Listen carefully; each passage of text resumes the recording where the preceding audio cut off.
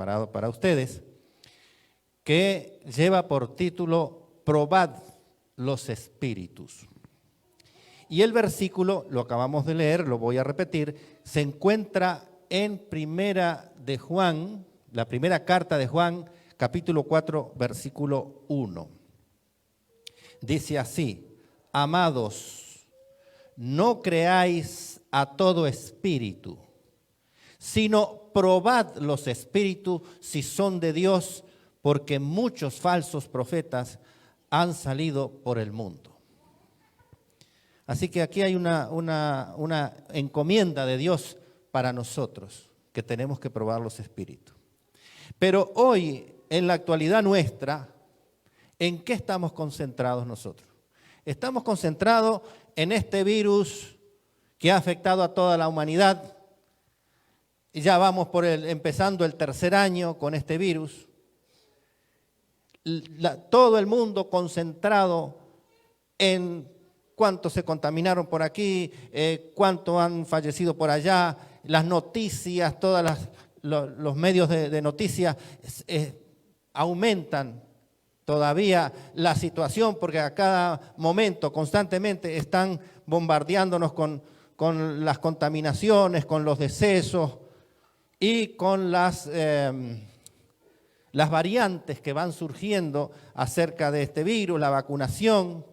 Por otro lado, hay otras personas que dicen que el virus fue hecho en laboratorios por hombres y que han sido lanzados por hombres a la humanidad, porque hay una guerra contra la humanidad, y entonces a través de los aviones se rocía ese virus y entonces nosotros respiramos eso y nos contaminamos.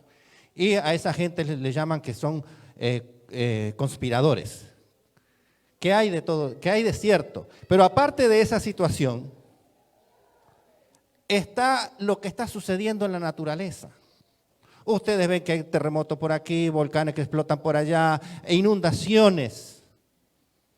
Mi hermano que vive en Uruguay me estaba diciendo que las noticias daban que en 100 años no habían temperaturas tan altas en Uruguay, en el norte de Argentina, en el sur de Brasil y en Paraguay, que alcanzaban de 40 a 48 grados. Los campos se incendiaban solos. Y Uruguay, que es un país de vaca, porque hay 15 millones de vacas y 3 millones de personas, ¿qué van a comer los animales? En Brasil, un poquito más arriba, más al centro, inundaciones tremendas, 100 ciudades arrasadas en agua, las personas perdiendo todo.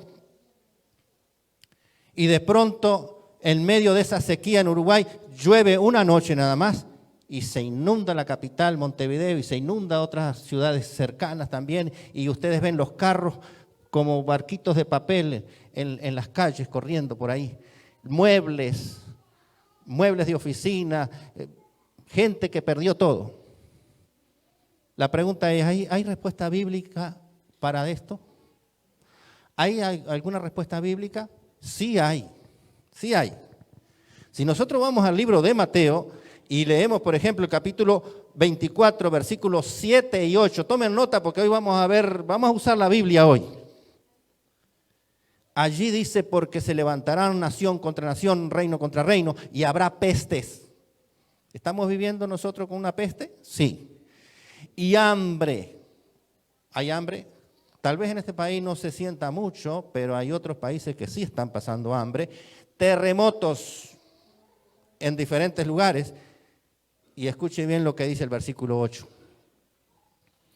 Todo esto es apenas principios de dolores. Así que lo que se está pronosticando en lo que va a venir va a ser más dificultoso. Pero bueno, yo hoy no vengo a hablarle de todas esas cosas que ustedes lo prenden la televisión y lo ven en la noticia. Yo vengo a hablarle hoy de otra cosa que está sucediendo, que está registrado en Mateo y que Cristo se tomó el trabajo de mencionarlo 4 veces. Porque si nosotros buscamos la palabra pestes, lo vamos a encontrar una sola vez en el capítulo 24 de Mateo. Bueno, si van a leer a Lucas 21, también ustedes van a encontrar. Pero en el libro de Mateo, capítulo 24, Jesús enfatiza 4 veces otra de las señales del fin que estamos viviendo ahora y que parece no ser tan, no afectar tanto como afectan las calamidades y la pandemia y todo ese tipo de cosas. Vamos a leer esos 4 versículos porque de esto vamos a hablar durante el desarrollo del sermón. Y no solamente en Mateo nos vamos a encontrar esto, lo vamos a encontrar en otras partes. Pero vamos a leer lo que dice Mateo, capítulo 24, versículo 4, versículo 5, versículo 11 y versículo 24. Respondiendo Jesús le dijo, mirad que nadie os engañe, porque vendrán muchos en mi nombre diciendo, yo soy el Cristo, y a muchos se engañarán. Versículo 11, y muchos falsos profetas se levantarán y engañarán a muchos. 24, versículo 24, porque se levantarán falsos cristos y falsos profetas y harán grandes señales y prodigios de tal manera que engañarán, si fuera posible, aún a los escogidos. Así que una de las características del fin del mundo, sí, va a haber peste, va a haber hambre, va a haber calamidades en la naturaleza, pero también va a existir el engaño. ¿Quién está detrás de todo esto? Les voy a leer una cita, Conflicto de los Siglos, capítulo 37, página 647. El enemigo, Satanás, tiene estudiados los secretos de los laboratorios de la naturaleza y emplea todo su poder para dirigir los elementos en cuanto Dios se lo permita. Se hace pasar como un gran médico que puede curar todas las enfermedades, pero a la vez produce enfermedades y desastres, trayendo ruina y desolación. Ahora mismo está obrando en las desgracias y en las calamidades de mar y tierra, en los tremendos huracanes, en las terribles tempestades de granizo, inundaciones, ciclones, en las mareas extraordinarias, llámese hoy tsunamis, y en los terremotos. Destruye las mieses casi maduras, las cosechas casi maduras las destruye, y a ello le sigue la hambruna y la angustia. Y escuche esta frasecita final para ver si los conspiradores tienen razón o no. Propaga por el aire emanaciones metíficas y miles de seres perecen en la pestilencia. ¿Hay algún autor detrás de todo esto? El enemigo. Pero el enemigo es el padre de la mentira y va a usar también el engaño. Y si fuera posible, va a engañar aún a los escogidos. Y ustedes ven que el engaño hoy en día se utiliza en casi todos los órdenes de la vida. En los negocios se engañan, la política engañan, en las parejas, los matrimonios se engañan también. Pero el engaño que Cristo está advirtiendo 4 veces, en Mateo solamente, porque hay otros lugares de la Biblia que habla de lo mismo, se está refiriendo a ese engaño que tergiversa la palabra de Dios, que la interpreta de una manera que no es la correcta. A ese engaño se refiere el Señor Jesús. Por eso nosotros tenemos que saber distinguir. Van a venir personas, hermanos, pastores, que van a venir con un mensaje muy persuasivo y va a parecer tener base en la Biblia. Sin embargo, no es verdad. ¿Y cómo nosotros podemos distinguir si es verdad o no? Lo que dice el versículo. El versículo dice que tenemos la tarea de probar los espíritus. Tenemos que probarlos. Y vamos a aprender cómo probar los espíritus. en las noticias, hace ya un año tal vez, o 2 años, un poquito, 1 año y medio, se estaba diciendo en las noticias, me llamó la atención, que nosotros, que el mundo, la humanidad está en guerra con un enemigo microscópico. ¿Escucharon esa frase en las noticias? Yo la escuché. Microscópico porque el COVID-19 no se ve a simple vista. Pero todo cristiano que ama la verdad, que ha decidido a seguir a Cristo, tenemos una lucha con un enemigo que es invisible. Por eso allí en Efesios 6:12 dice que no tenemos lucha contra sangre ni carne, sino contra principados, contra potestades, contra los gobernadores de las tinieblas de este siglo, con las huestes espirituales de maldad en las regiones celestes. Nosotros tenemos una guerra con un enemigo acérrimo, que es invisible. Y la única defensa que nosotros tenemos es la palabra profética más segura, en la cual nosotros debemos estar atentos. El mismo Apocalipsis dice, Apocalipsis capítulo 12, versículo 17, que el dragón, la serpiente antigua, que se llama el diablo, Satanás, se llenó de ira contra la mujer.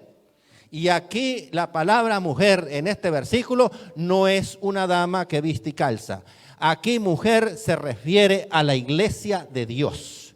Entonces el dragón se llenó de ira contra la mujer y se fue a hacer guerra contra el resto de la descendencia de ella, los que guardan los mandamientos de Dios y tienen el testimonio de Jesucristo.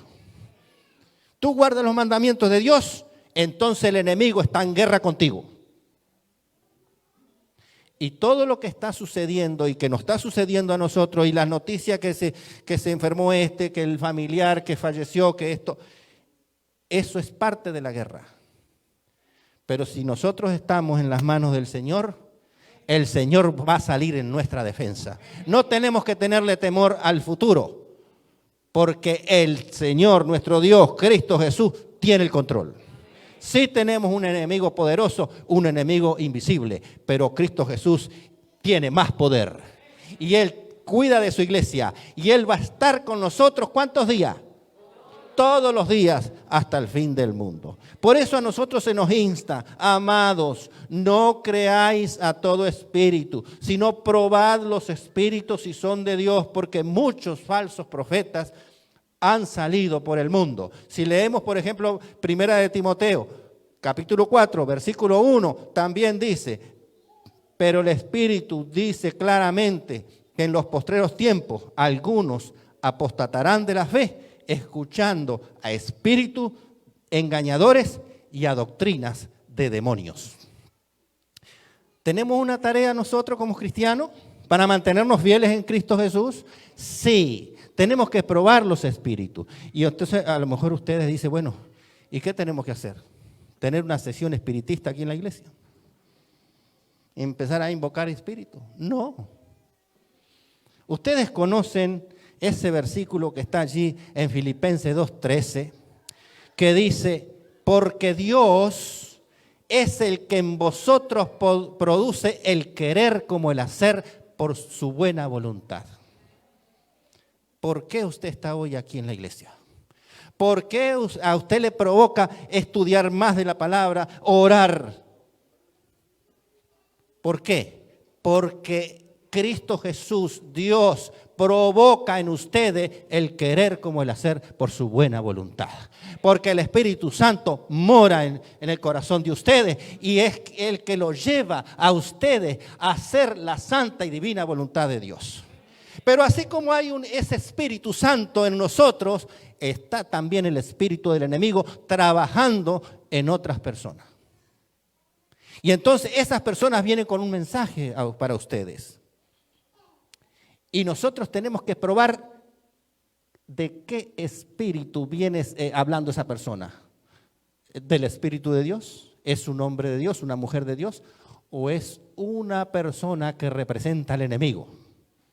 Y lo está engañando a ustedes. Entonces, ustedes tienen que distinguir cómo la diferencia entre si viene de Dios o viene de parte del enemigo. Esa es nuestra tarea. ¿Y qué tenemos que hacer? Vamos a dar unos elementos aquí para que nosotros tengamos claro qué debemos hacer cuando escuchamos un mensaje que parece atractivo, que parece bíblico, y resulta que no viene de parte de Cristo, viene de parte del enemigo. Y vamos a ver algunos ejemplos de eso ahora. Pero antes quiero hablarles, y si quieren tomen nota, porque vamos a ver unos cuantos versículos, que nosotros tenemos que tener en cuenta para saber si el mensaje, si el mensajero viene de parte de Dios o viene de parte de las tinieblas. Primer punto, todo evento que profetice debe cumplirse. Si la persona le viene a decir con una profecía, con algo, eso que está diciendo la persona tiene que cumplirse. Aquí vamos a leer Deuteronomio 18:22 que dice, si el profeta hablare en nombre de Yahvé Dios y no se cumpliese lo que dijo, ni aconteciere, es palabra que Yahvé no ha hablado. Con presunción la habló el tal profeta. Es decir, que el profeta presume venir de Dios, pero no viene de Dios, porque lo que está profetizando no se cumple, no se ha cumplido. Otro versículo para sostener esto, Jeremías 28:9. El profeta que profetiza de paz, cuando se cumpla la palabra del profeta, será conocido como el profeta que Yahvé Dios habló a través de él, que lo envió el Señor. Así que tenemos ahí un elemento. Otro elemento a tener en cuenta. El mensaje que profetice debe exaltar a Dios, Dios Padre, Hijo y Espíritu Santo. Si no lo hace, no viene de Dios. Por ejemplo, Juan 16, 13 y 14 dice, cuando venga el Espíritu de verdad, que es el Espíritu Santo, Él os guiará a toda verdad. ¿Y quién es la verdad? Yo soy el camino, la verdad y la vida. ¿Quién dijo eso? Cristo. Entonces, el Espíritu Santo va a guiar a la persona a toda verdad. Que la palabra es verdad, Cristo es la verdad, el Padre es la verdad, la ley es verdad. Porque no hablará por su propia cuenta, sino que hablará todo lo que oyere y os hará saber las cosas que habrán de venir. Y luego dice que el Espíritu Santo va a glorificar a Cristo porque tomará de lo mío y os lo hará saber. Así que el mensaje que alguien te traiga a ti debe exaltar y alabar el nombre de Dios. Si no lo hace, no es de Dios. Otro elemento, no dará ninguna interpretación personal respecto al mensaje que Dios le ha transmitido. El profeta anuncia lo que Dios dice, pero él no va a dar ninguna interpretación. Porque la misma Biblia se interpreta a sí mismo. Y esto lo podemos encontrar en 2 de Pedro, capítulo 1, versículo 20 y 21, que dice, ninguna profecía de las Escrituras es de interpretación privada, porque nunca la profecía fue traída por voluntad humana, sino que los santos hombres de Dios hablaron siendo inspirados por el Espíritu Santo. Así que ahí tenemos un elemento. Tiene que estar el Espíritu Santo detrás del mensajero para saber que viene de Dios. Y el mensajero no puede dar una interpretación privada. Yo creo esto de la Biblia. No, no es lo que tú creas. Es lo que la Biblia dice. Es muy diferente. Punto 4. Denuncia el pecado por su nombre, sin taparlo y sin justificarlo. Por eso ahí en Isaías 58, 1 dice, clama a voz en cuello, no te detengas, alza tu voz como trompeta y anuncia a mi pueblo su rebelión y a la casa de Jacob, que es Israel, que es el pueblo de Dios, su pecado. Hay que anunciar el pecado. El pecado es por su nombre. No podemos tolerarlo porque Dios nos salva de pecado, pero no nos salva en pecado. Tiene que tener bien clara esa diferencia. Así que cuando es pecado se debe anunciar con amor, sin cortarla a la persona, sin criticarla, sino con amor, decirle a la persona, lo que tú estás haciendo ahorita no hay fundamento bíblico. Por lo tanto, tú tienes que cambiar si tú quieres seguir siendo parte del pueblo de Dios. Con amor. Otro elemento más. Advierte acerca del juicio venidero para que la iglesia se prepare espiritualmente. No podemos ignorar de que nosotros estamos aquí en estos momentos, pero en el cielo se está llevando a cabo y en pleno desarrollo el juicio final para la humanidad. Y Cristo comenzó ese juicio en 1844 con los muertos. Y en estos momentos Él sigue analizando y examinando exhaustivamente a cada ser humano, pero que está muerto, que ya ha fallecido. Y muy pronto, por las señales que estamos viendo, muy pronto comienza con el juicio de los vivos. Y eso nos atañe a nosotros, porque nosotros estamos en estos momentos vivos. Así que en algún momento nosotros, aunque estemos vivos, vamos a ser juzgados. Y para poder salir victorioso de ese juicio, ¿qué tenemos que hacer? Prepararnos.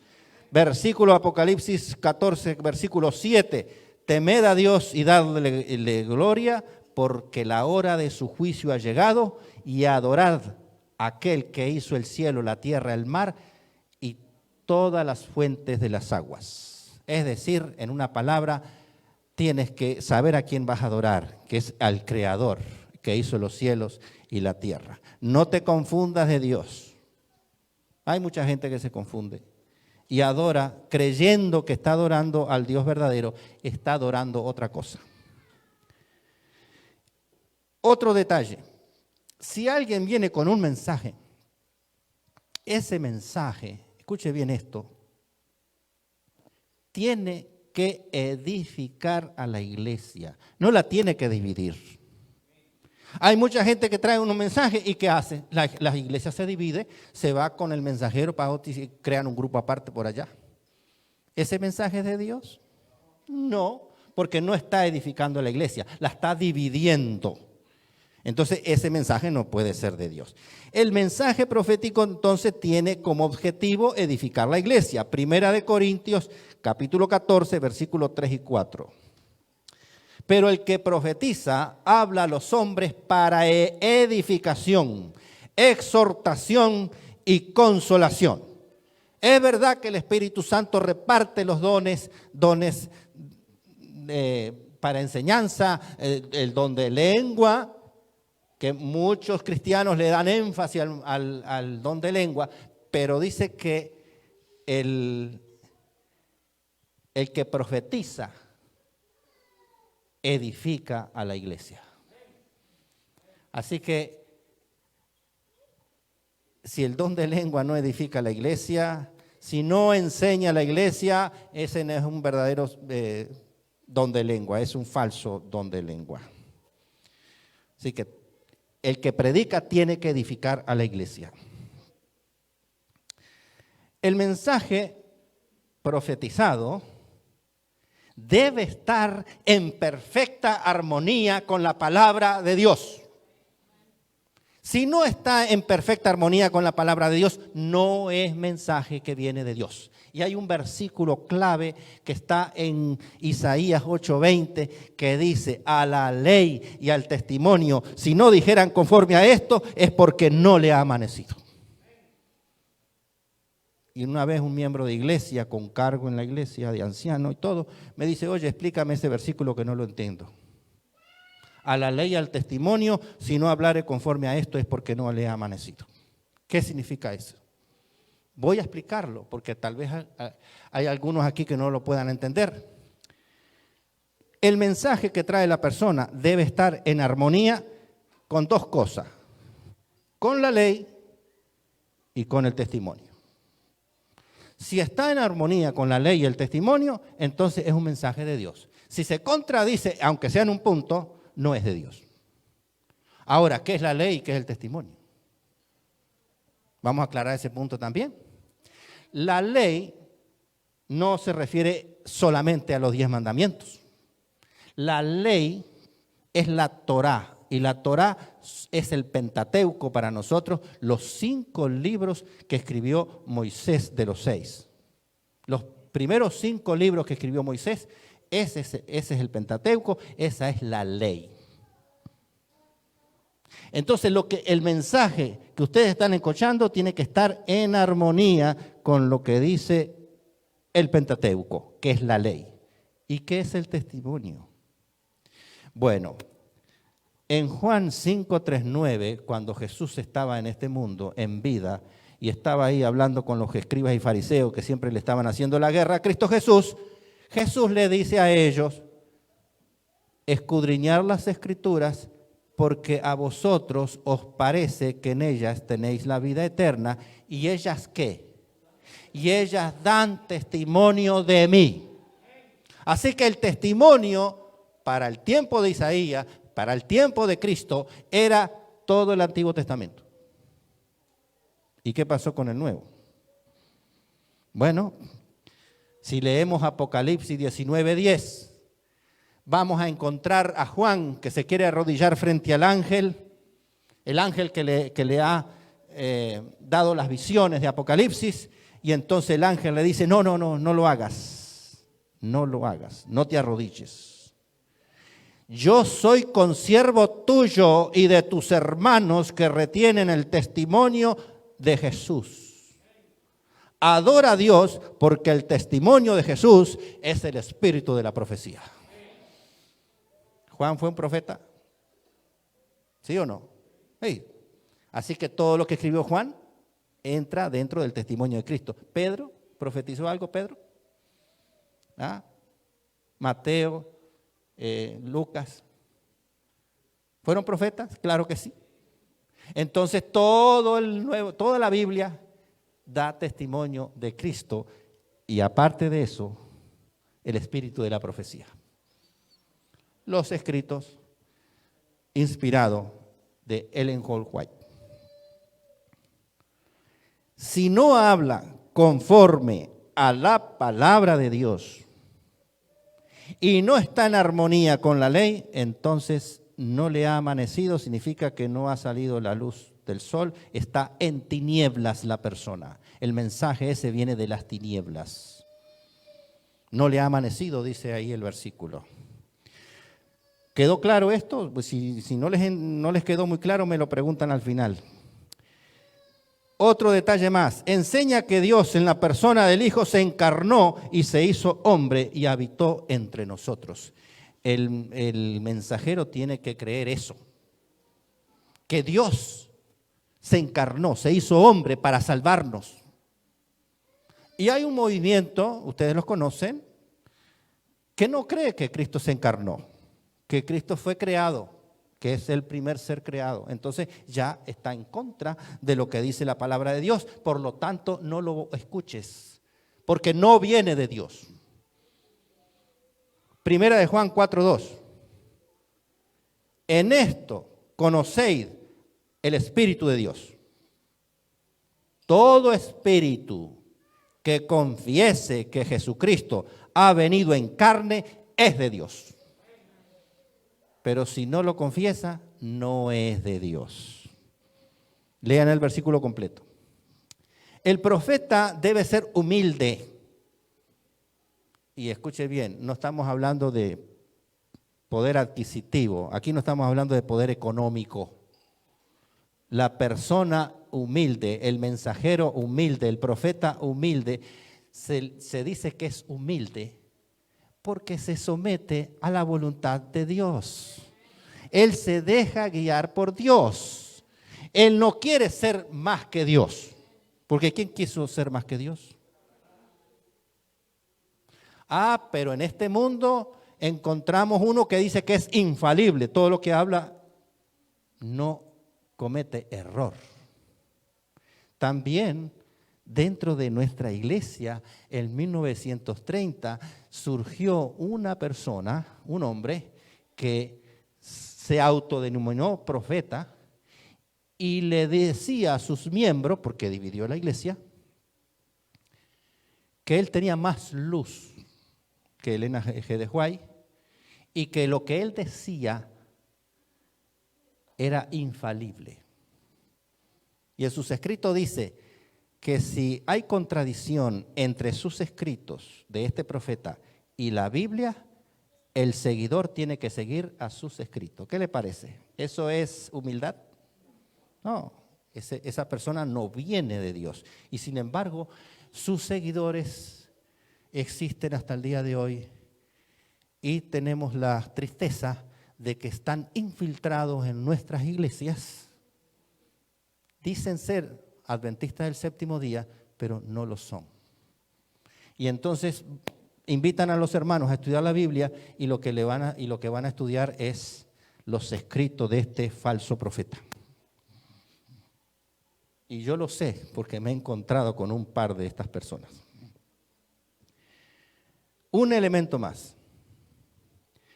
Acá Mateo 7, 15 y 16. Me faltó sostener con un versículo que el profeta tiene que ser humilde.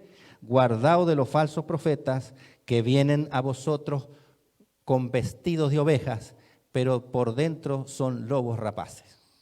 Por sus frutos los conoceréis. Último punto para analizar. El verdadero profeta obedece a Dios y a su palabra y no contradice a los profetas anteriores. Y ustedes han visto que la Biblia se ha escrito en un periodo como de 1500 años.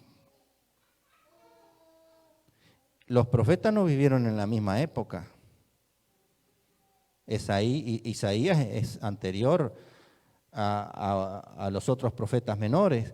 Isaías es anterior,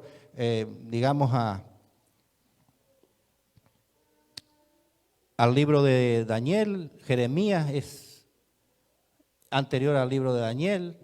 El libro de Daniel es anterior a lo que nosotros conocemos como el Nuevo Testamento. No, los autores bíblicos no vivieron en la misma época. Sin embargo, no se contradicen. ¿Por qué? Porque el Espíritu Santo los ha inspirado y el Espíritu Santo lleva todo en el mismo orden. Porque vienen de Dios. Esa es la diferencia. Ese es lo que hace que haya coherencia con los escritos de la Biblia. Acá hay un versículo para sostener esto. El verdadero profeta obedece a Dios y a su palabra y no contradice a los profetas anteriores. Primera de Corintios, capítulo 14, versículos 32 y 33. Y los espíritus de los profetas están sujetos a los profetas, pues Dios no es un Dios de confusión. Es un Dios de orden, es un Dios de paz. Y quiere la salvación de cada uno de nosotros. Por eso Él inspiró a los profetas para darnos el mensaje, para que nosotros nos preparemos. ¿Y qué ejemplo tenemos nosotros de falsa doctrina que andan por ahí y que dividen a la iglesia? Sin entrar en detalle, por ejemplo, hay un movimiento cristiano supuestamente que descubrieron el bautismo. Porque la fórmula bautismal de Mateo 28, del 18 al 20, y bautizarlos en el nombre del Padre, del Hijo y del Espíritu Santo, eso es católico, eso es fue un versículo insertado. El verdadero bautismo es en el nombre de Jesús nada más. Porque en el libro de los Hechos, Pablo y Pedro le dice a la gente, bautícense en el nombre de Cristo. Yo he escrito un artículo sobre eso, haciendo un análisis detallado, no lo voy a decir ahora, pero eso es falsa doctrina. Otra falsa doctrina, que Cristo fue crucificado un miércoles antes de la puesta del sol y resucitó el sábado siguiente antes de la puesta del sol. 72 horas exactas, ni más ni menos, en el sepulcro.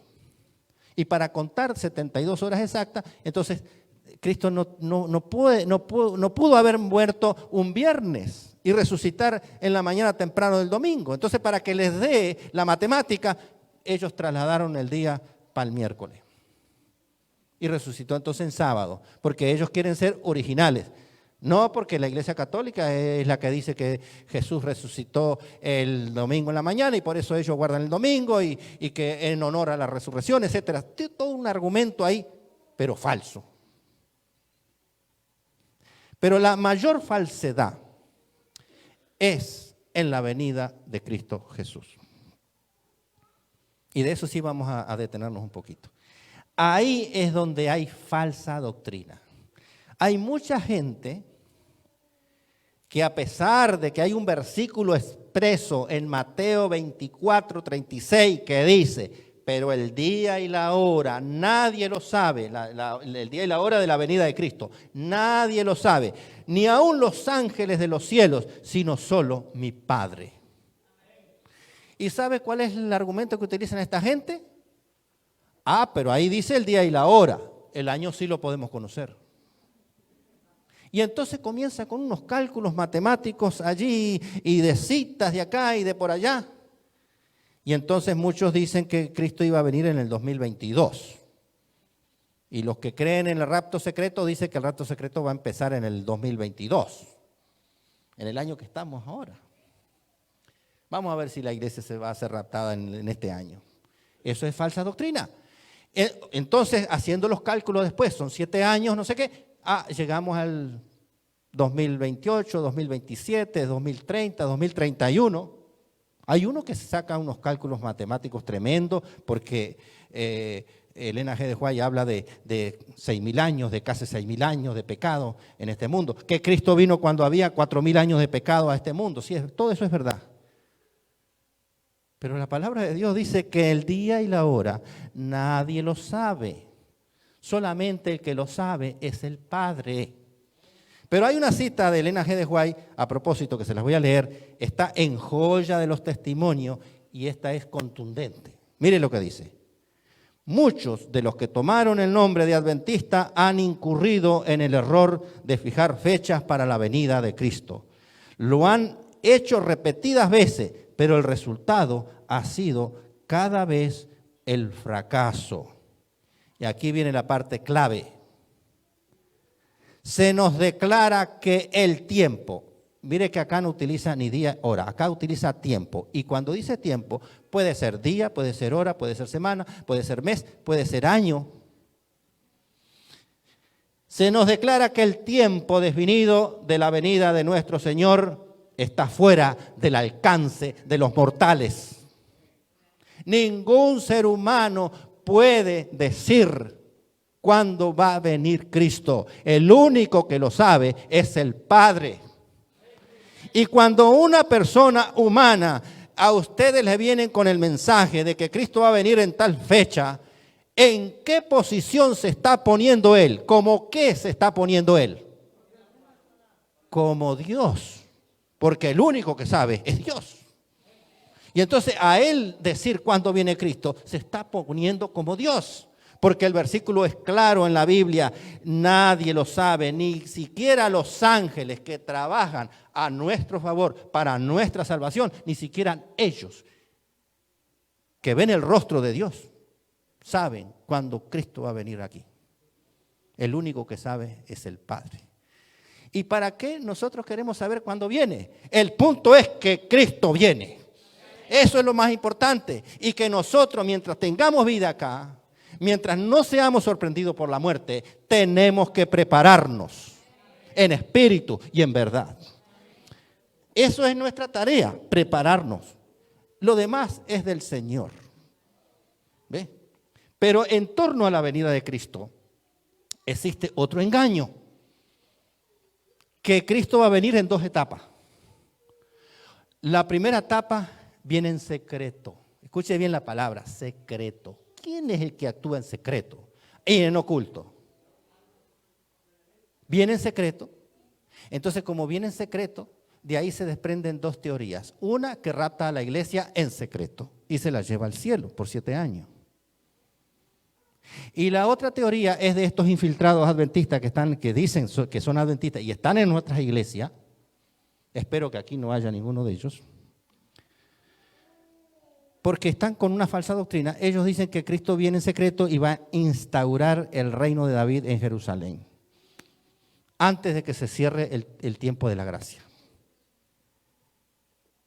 Yo le decía a esta persona, pero si la tierra va a estar convulsionada, van a venir todas las plagas y va a venir la 7ª plaga, tremendo terremoto que va a destruir todo, ¿cómo Cristo va a venir a instalar el reino así en una tierra desordenada y vacía? ¿Cómo va a venir? Pero ellos creen en ese engaño, en esa mentira. Entonces, el Señor va a venir, sí. Va a venir, pero no va a venir en secreto. Va a ser un evento tremendo, poderoso, porque Cristo viene en majestad y gloria, con toda la gloria, con todo el poder, con todos los ángeles. Además, la Biblia dice que al final de la trompeta, ¿y la trompeta acaso no la escuchan ustedes cuando suena una trompeta? La trompeta suena bastante fuerte. Por lo tanto, va a ser un evento visible, porque Apocalipsis 1:7 dice que todo ojo lo va a ver, todo. No va a quedar ninguno. Mire, tanto va a ser lo tremendo de la venida del Señor Jesucristo, que dice que los que lo traspasaron hace como 2000 años atrás, lo van a ver. ¿Y cómo lo van a ver? Porque van a resucitar unos días antes. Y no van a resucitar solamente los que los traspasaron. Van a resucitar aquellos salvos que murieron creyendo en el mensaje del tercer ángel. Estos también van a resucitar. Una resurrección especial previa a la venida de Cristo para verlo venir en majestad y gloria. Entonces hay muchos movimientos supuestamente cristianos que le quieren atribuir a Cristo las cosas que son del enemigo. Jesús nunca se guardó un secreto, nunca actuó en secreto, todo lo hizo a la luz pública. El que lo quería escuchar y seguir, lo podía hacer. Además, hay un principio bíblico tremendo, poderoso, se lo voy a leer, que se encuentra en Amós, el profeta Amós, capítulo 3, versículo 7. Y mire lo que dice, analice lo que dice. Porque no hará nada Yahvé el Señor. ¿Cuántas cosas va a hacer el Señor? Dice que no va a hacer nada sin que revele primero sus secretos a sus siervos, los profetas. Dios, para actuar, primero revela y después actúa. Si Él no revela, no lo va a hacer. Quédese tranquilo, no lo va a hacer. ¿Cristo viene? Sí. ¿Por qué? Porque Él lo ha revelado en la Biblia. Él dice que va a venir con sus santos ángeles. Y va a venir a buscar a los redimidos, y los que han muerto en Cristo van a resucitar primero. ¿Eso va a suceder? Sí, porque Él lo dijo. Pero otro invento que no lo haya dicho no va a suceder. ¿Él dijo que iba a venir en secreto? No dijo que va a venir en secreto en ningún momento. ¿Que va a venir 2 veces, una en secreto y después en la segunda venida en majestad y gloria? No, esos son falsas teorías. Y la manera de corroborar esa falsa teoría es compararlo con la santa palabra de Dios, sabiendo, como dice segunda de Pedro, capítulo 3, versículo de 8, que muchos interpretan los escritos de Pablo así a la ligera, y él le llama los cuales los indoctos, tuercen, los inconstantes tuercen como también las otras escrituras, es decir, tuercen todas las escrituras para su propia perdición. Nosotros aquí tenemos una tarea, probar los espíritus. Para probar los espíritus tenemos que ir a la Biblia, estudiar, escudriñar la Biblia, saberla bien, porque hay alguien allá afuera, un engañador que quiere engañar, si fuera posible, aún a los escogidos. Y nosotros tenemos que estar claros y tener la seguridad, la certeza, la confianza de que tenemos la palabra profética más segura a la cual debemos estar atentos. No un día, todos los días, hasta el resto de nuestras vidas. ¿Estamos viviendo momentos peligrosos? Sí, Señor, porque la palabra de Dios ha dicho que en los postreros tiempos, que estamos ya en los postreros tiempos, vendrán tiempos peligrosos, porque el fin de este mundo está muy cerca. Cristo va a venir y Cristo va a permitir que el enemigo haga su parte también, porque nuestra fe está siendo probada constantemente. ¿O usted no tiene dificultad? ¿Usted tiene problema o no tiene problema? Si usted no tiene problema, Dios no se interesa de usted. Pero si usted tiene problemas, ya sea en el trabajo, en la familia, en el hogar, en la vecindad, la fe suya está siendo probada. Y usted, en medio de esa tormenta, tiene que alabar y glorificar el nombre de Dios. Dios te invita hoy a que tomes la mejor decisión de tu vida. Y es comenzar una vida nueva en Cristo Jesús. Si tú dices, no, yo ya tomé esa decisión, entonces Dios te está invitando a que consagres nuevamente, reconsagres tu vida hoy para que tus palabras, tus pensamientos, tus acciones que vayas a realizar de ahora en adelante sean para la honra y gloria de Cristo Jesús. Así que si tú realmente quieres dar ese paso hoy y quieres acercarte aquí para decirle al Señor, heme aquí, aquí estoy, Señor, tómame como enteramente tuyo, entonces mientras cantamos el himno final, ustedes pueden acercarse y vamos a tener una oración para los que tomen la decisión de comenzar de nuevo una vida nueva con Cristo Jesús. Vamos a cantar ese himno. ¿Alguien quiere que Cristo esté junto a ustedes? Entonces vamos a cantar ese himno 465 que dice, ven junto a mí.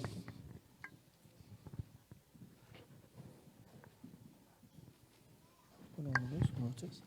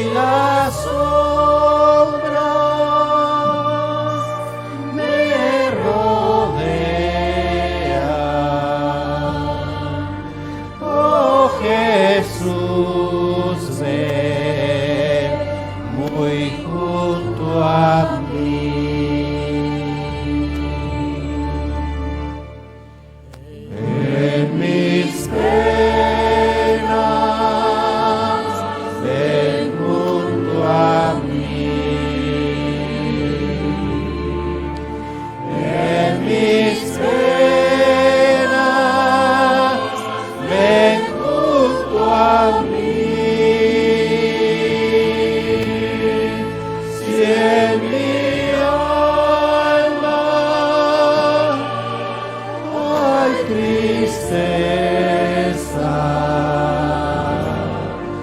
Oh Jesús, ven muy junto a mí.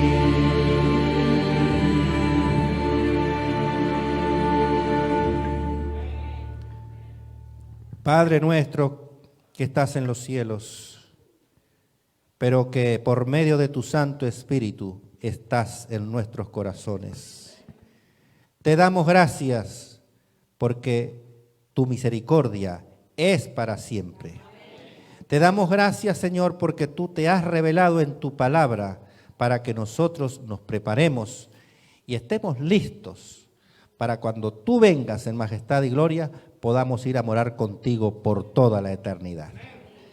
Pero mientras estamos aquí, Señor, necesitamos que tú vayas delante de nosotros, porque nosotros queremos vivir una vida consagrada a ti. Por eso necesitamos la manifestación de tu Santo Espíritu para poder llevar esa vida de consagración, de comunión contigo, en armonía con tu palabra, en armonía con tus mandamientos, en armonía con tus promesas. Bendice a tu iglesia, especialmente a aquellos que han tomado hoy la decisión de comenzar nuevamente una vida nueva en Cristo Jesús. Permite, Señor, que cuando tú vengas, ninguno de los que estamos aquí falte, sino que podamos todos ser trasladados a las mansiones celestiales. Imploramos también, Señor, el perdón de nuestras faltas y pecados. Sabemos que nada merecemos, pero Cristo Jesús ha abierto un camino para que nosotros podamos llegar al Padre. Ayúdanos a serte fieles y a mantenernos firmes en la fe y en tu palabra. Acompáñanos ahora al salir, Señor. Nos separamos de este lugar, pero no queremos separarnos de tu presencia. Todo esto te lo pedimos y te lo agradecemos en el poderoso nombre de tu amado Hijo Cristo Jesús. Amén. Y amén.